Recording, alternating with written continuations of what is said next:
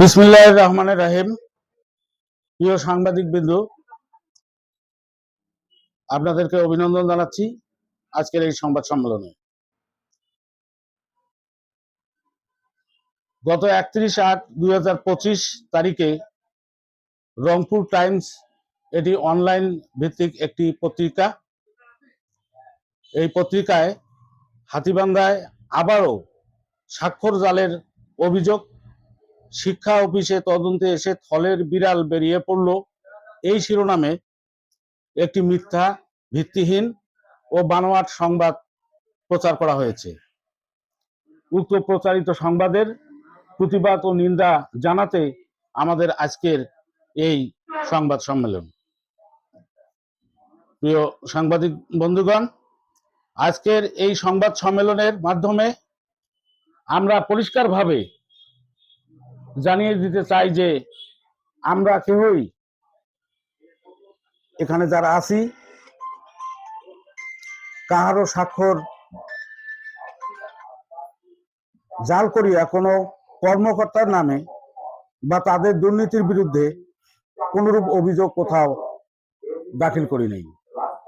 সম্মানিত সাংবাদিক বিন্দু এবং সুধীজন, ঘটনার প্রকৃত বিবরণ হলো, গত 27/7/2025 তারিখে কে বা কাহারা হাতীবান্ধা উপজেলা প্রাথমিক শিক্ষা অফিসের 2 জন সহকারী প্রাথমিক শিক্ষা অফিসার এর বিরুদ্ধে বিভিন্ন অনিয়ম ও দুর্নীতির লিখিতভাবে অভিযোগ বিভিন্ন দপ্তরে প্রেরণ করেন। উক্ত অভিযোগপত্রে জাতীয় নাগরিক পার্টি এনসিপি হাতীবান্ধা উপজেলা শাখার এর সভাপতি সহ 4 জনকে অভিযোগকারী হিসাবে দেখানো হয় এবং উপজেলা প্রাথমিক শিক্ষার 20 জন শিক্ষককে সাক্ষী হিসাবে নাম উল্লেখ করা হয়, যাহা আমাদের অজান্তে। এটার আমরা তীব্র নিন্দা ও প্রতিবাদ জানাচ্ছি। অপরদিকে অভিযোগকারী এনসিপির সভাপতি সহ সদস্যগণও জানেন না বলে জানান। এই রকম বিব্রতকর পরিস্থিতিতে গত 27/8/2025 তারিখে প্রাথমিক শিক্ষা অধিদপ্তর থেকে একজন ঊর্ধ্বতন কর্তৃপক্ষ ঘটনা তদন্ত করেন। তদন্তকালে শিক্ষকদের একাংশ আমাদের নামে বিভিন্ন ধরনের মিথ্যা ও বানোয়াট কথাবার্তা প্রচারণা শুরু করেন, যার প্রমাণ ফেসবুকের বিভিন্ন পোস্টে তাদের কমেন্টসগুলো দেখলেই আমরা সকলেই তার প্রমাণ পাব। প্রিয় সাংবাদিক বিন্দু, আমরা কাহারও স্বাক্ষর জাল করা বা অভিযোগ কোথাও প্রদান করি নাই। এই সম্পর্কে আমরা অবগতও নই। তথাপি এনসিপির সভাপতি মোহাম্মদ আলামিন আমাদের 5 জন শিক্ষকের নাম উল্লেখ করে গত 27/8/2025 তারিখে তাদের স্বাক্ষর জাল করার অভিযোগ করে ফেসবুকে একটি স্ট্যাটাস পোস্ট করেন। পোস্ট করার কিছু সময় পর পোস্টটি আবার সরিয়ে নেন।